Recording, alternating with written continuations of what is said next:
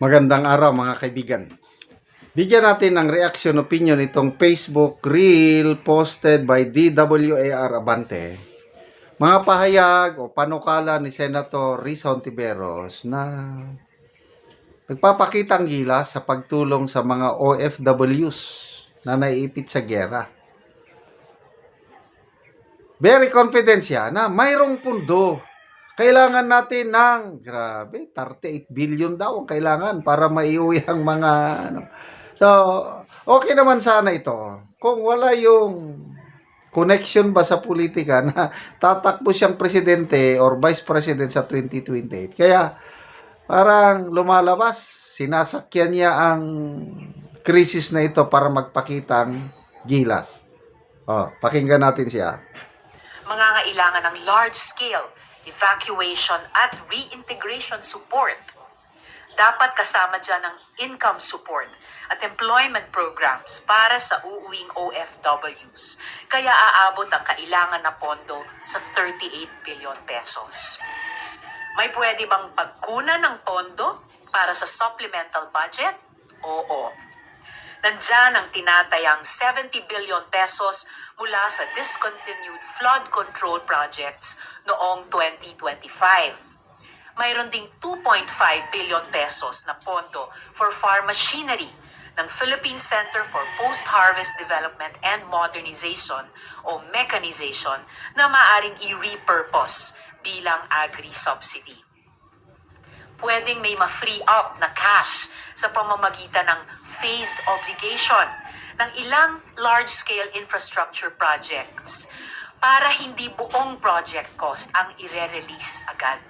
At syempre, pwede tayong kumuha sa 17.5 billion pesos na pondo para sa pag-host at pag-chair ng Pilipinas sa ASEAN 2026 summits at meetings. Kaya yan kung magre-rationalize ang ating organizers. Kahit nga wala pang batas para sa supplemental budget, pwede nang magsimulang mag-abot ng subsidies, even if partly, ang mga ahensya gamit ang pondo ng National Disaster Risk Reduction and Management Program na may 23.4 billion pesos sa ilalim ng 2026 budget. Pero tandaan natin, na yang pondo ay nakalaan sa pag-ahon ng mga Pilipinong apektado ng lindol at baha nitong nakaraang taon. Talagang kulang pa ito. Marami pang ibang pwedeng idagdag sa usapan, pero ito muna ang pinakakailangang tugunan ng ngayon. Ano information? Development and Modernization o... Yan. Maganda naman ang sinasabi niya.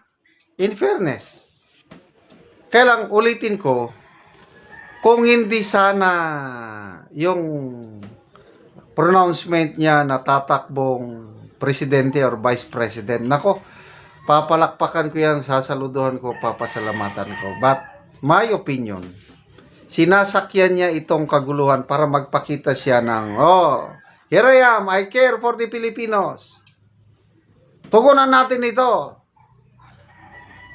Ano ang magagawa ng isang Risa Hontiveros kung ayaw ng Marcos Jr. administration? Kung itong mga proposal na ito is nanggagaling na mismo sa Pangulo o ang nagsasalita is si House Speaker Bujidi, si Senator Soto, kasi sila yung may control ng pondo eh. Pwede. O kaya ang nagsasalita yung taga-finance o taga-budget.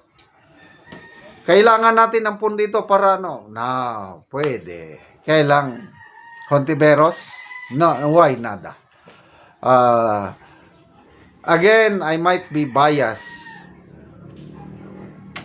Nagkakamali lang ako, opinion ko lang ito.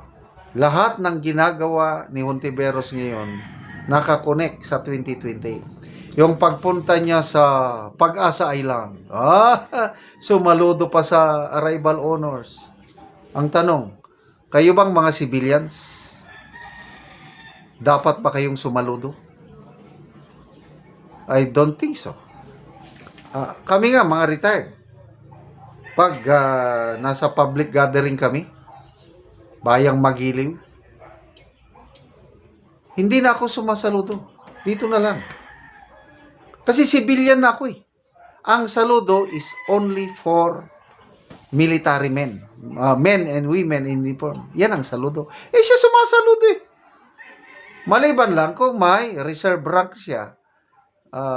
Member siya ng reserve force. Kaya lang, ang alam ko, hindi naman. Pakitang gilas lang. Nagwagayway ng bandila. Ang dami niyang ginagawa na poros. Again, connected sa kanyang desire na O ngayon, malala ko yung si Trillanes na interview. Sabi niya, out of the picture na si BP Leni. Kasi ang hiling o ang claimor ng mga kakamping, si BP Leni, ang official o standard bearer nila. Nagsabi na daw si BP Leni na hindi na siya tatakbo. So, pinagpipilian na lang sa Risa or Bamakino. So, at least, pasok na si Risa. Di ba? Kung hindi man siya mapili na president, at least vice president siya. So, dalawa na lang ang pinagpipilian ng alam ko eh. Bam and Risa. So, the more na itong si Senator Risa is gagawa ng lahat ng magagawa niya para mapansin siya ng taong bayan. Galingan po ninyo. Good luck po, Senator Hontiveros, but alalahanin ninyo, numbers don't lie. Sa lahat ng mga surveys, napakababa ang inyong numero. Malala ko, WR numero. Mga 2.4 lang ang kanyang rating doon. Samantalang si BP Sara, 31%. Tumaas yan ng kaunti itong latest na survey ng Tangerie. A day after BP Sara declared her presidential bid. Nako, 42% si BP Sara. Samantalang si Hontiveros, 4% lang. Ano ba yan? So, good luck po, Senator Hontiveros. Sana maging presidente kayo ng Pilipinas. Salamat mga kaibigan sa inyong pagsubaybay sa channel na ito. Nakakatulong kayo ng malaki sa tribong Talandig ng Bukidnon dahil ang sweldo natin sa channel na ito is pantulong sa tribo. Namimigay tayo ng libreng yero at pako para makapagpatayo naman sila ng mas maayos na tirahan. Panoorin nyo ang video na ito. Ani ang yero nga ipanghatag sa mga tao na po 11 kapamilya sila. Matagaan og yero. Og tuwa ang baong ilang kargahan.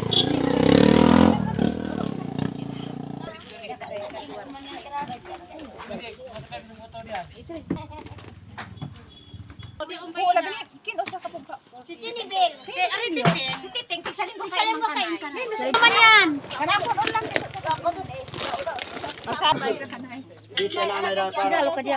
Muna ni ang mga lansa nga ilang nakuha. Og karon mo na ni ang ikarga lang niya og motor ang iya tungod kay puno na kay ang bao tungod kay 11 sila ka pamilya.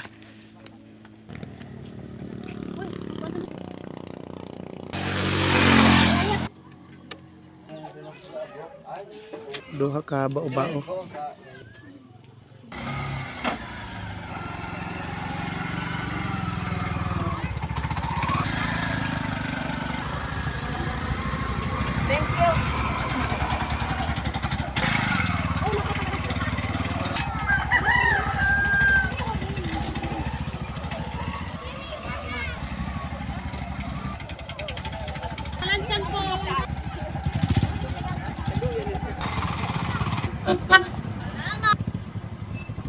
Og karon abot na gyud ang yero sa gitabang sa mga tao.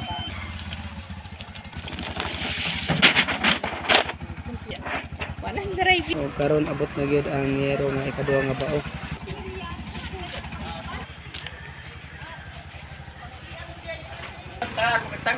Og karon mao na ni ang atupnente sa natagaan na mo og yero. Lata na gid ka ayo. Pila na din nanti ka tuig imong balay? 30 na. 30 na katuig.